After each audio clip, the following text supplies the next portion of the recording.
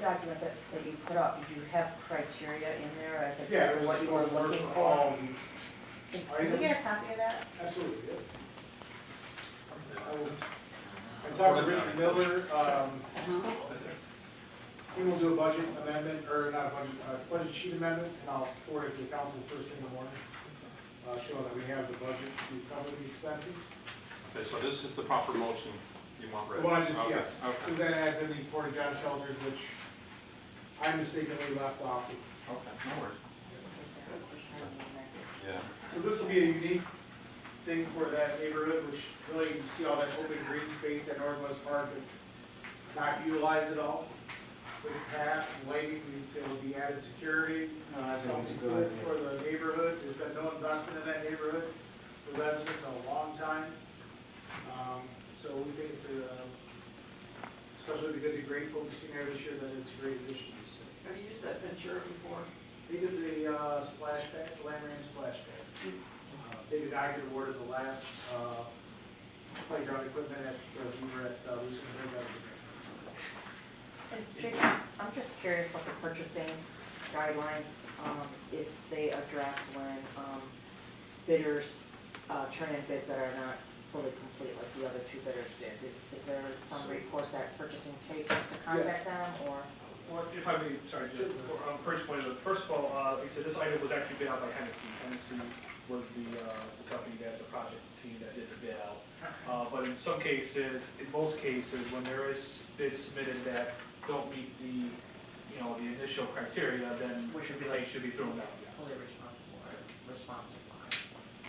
Well, one didn't meet, and the other one, we just didn't think it was of high quality, right? Yeah, They met the requirements pretty technically. easy, but it's very vanilla. It wasn't anything that we'd want to invest this type of money into. What's wrong with vanilla? I'll tell you one of the things that stood out in the other plan was, they actually had the old metal slides. Oh, they left all metal Yeah. slides. So, Yeah. kids can't get burned today? We did. Hey, those metal sliders were, right. Either the friction or the sun got you. Oh, yeah. We made it. Yeah. This year, not so good, but this park also will be here, ADA accessible, inclusive of the little merry-go-round looking plastic thing. You can move a wheelchair right up to it and load the individual into the structure. So there's an inclusive playground for ADA. And we asked for that too? Yes. Yeah, we want to make sure we're able to provide recreation for all. Have we done business with the other two bidders? Yes, one of the, yeah, sorry, to the chair, one of the vendors did Lucinda Burns, Facegate, and I do not believe we ever did business with a bidder. Is there any other questions? Okay. I do have one open business item. Sorry, Oh, I'm sorry, go ahead, Jeff. and then this is Davis Bacon, we made it clear to the, all three bidders as well, for the college facility. So we'll have Davis Bacon agents. Okay. Okay, I do have an open, I just got it before the meeting, so I'll get copies for all you guys. And this is just a motion to approve 2019 rental rate changes for parks and recreation rental facilities and indoor baseball center per the attached schedule. What happened was is some, we kind of have a conflict of dates in the mayor, and I think Jason, we're going to kind of, it almost seems, our fee schedule goes from July to July. And it seems like it would be a little better if we went January to January, in my opinion, just because, decisions are made, in the winter time, but technically they shouldn't go into effect and all this stuff. So this is just an update because some rates were changed. That has to be voted on. And then I think, everybody that I talked to, and it's your decision, but I think making it January to January, as long as that wouldn't affect the budget too bad or anything, would it, Jason? Like anything else, the budget's July 1 through June 30th, so if you change rates, halfway through the year, it's hard to plan when again, you gotta look at the significance of the change if you get that, so. I don't think there'd be a significant amount, but it's kind of tough for Parks and Rec to make a change in July when they're, we're getting ready to go into that season now with pavilion rentals and all that stuff, so I mean. And through the chair, it can be handled either way. It's just, once, we could set the initial fee schedule and then make it a point to come back, like in December or something, just to have an update, so that we can say we're just adjusting for the calendar year. I think it's good practice to have a fee schedule July 1 with our fiscal year, and then have a common practice where we review the rates for the upcoming, spring season or something. Well, we usually get them within a couple weeks or so anyway. So I guess anytime, we could keep it that way, but I guess anytime there's changes or anything, we should just go over it. Mr. Chair, just to make a point, I'm actually going to bring something to the next council meeting. Because of the seasons, we're going to recommend that we bring the price up for finished compost. Because now we're starting to make it, no one's buying it yet, but after next meeting, we figured that's when people are starting to buy it, and our rates are really low. We did a survey, and seeing with the surrounding areas, and we're going to make Everybody should start getting their probably, do you handle that, Laura? Like sends out, the fee schedule? Do you send out, like if anybody wants to make any changes? I know we get the finished product and we usually vote on it, usually around, you handle it, Jason? I'm sorry.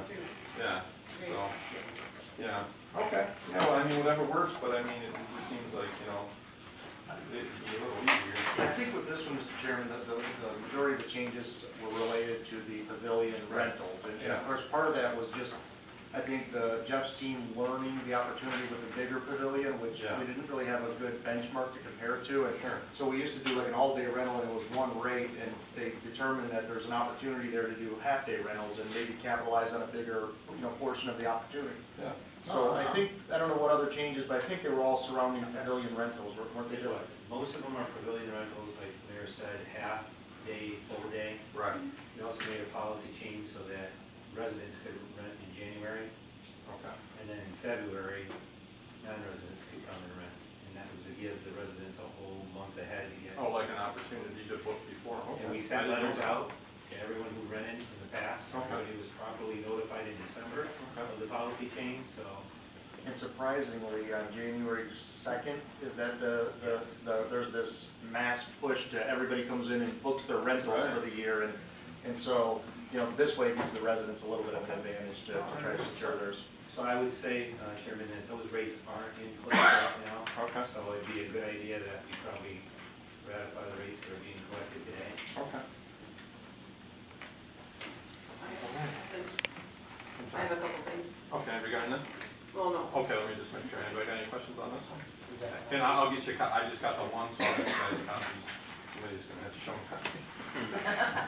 Okay, Caroline, you got open business? Go I ahead. had a resident contact me in regards to over at Papp Park on Hague Street. I always look at you, I don't know why. On Hague Street, and I have pictures to show you what's happening. We have vehicles that are driving onto the grass. Of course, right now is the worst time to drive on grass, so you're gonna get lots of ruts and things. But they have a problem with this all the time. I don't know if they just come down Hague Street, just take off into the, or whatever, but I'm gonna show this on the corner of Hague and Cherokee.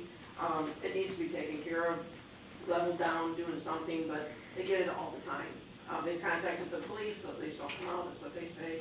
And it also says that there's a way, is there a way to get the city's attention on keeping this park safe? The ruts now are so bad that someone can easily fall and get hurt and sue the city. If we try to solve the problem, then the police will be on the side of the people who are doing it. Any help that we can get, they would appreciate it.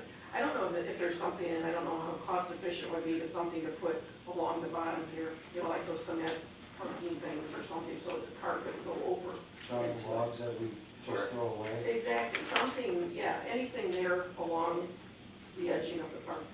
I mean, I know they get four-wheelers over there all the time, because there's a lot of nice area in the back there. I drove over the other day, and it's like, wow, this would really be a cool place to drive stuff. No, it doesn't. So I'm gonna give you these, because, it It's just, over by the senior field on the back side, and I see the They fire built, trucks through there all used to the be a time. ditch. It's kind of. Yeah, it used to be a ditch The there. ditch used to keep the Yeah, vessel yeah, going there was a into ditch there. there at one time. I do remember that there was a ditch there. and these are the houses that are facing that area, so they see it all the time. The other thing I have is, and I know I contacted you twice about this, area towing, parking their truck in the parking lot, in the driveway on Monroe Street. Comments on Facebook, which you don't really go by Facebook, but comments on there, it's like, well, if you're not We got a gonna. ticket. Well, I don't think it's stopping them from doing that, so I don't know what else we can do. They don't care. I can't do anything else. If they're violating the ordinance or they're parking the street, that would be a police department issue to tow it if it's illegal, but I can't do anything except write a ticket, and it takes time to go through the court system. I just don't know what else to do. Yeah, they're go park there. And they can park in the street, this Monroe Street.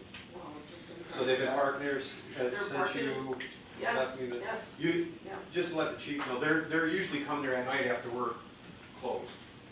The car, it's So a J&M towing flatbed truck. They back in right in, I mean, you know, they're not across the sidewalk, so that's not the problem. It's a You commercial said vehicle. J&M or area? No, area. Oh, is it area towing? Area Okay, towing, got right it. across it. I'm There's, sorry. there's probably, any given day, probably a dozen to 15 different tow companies parking in the city of Taylor.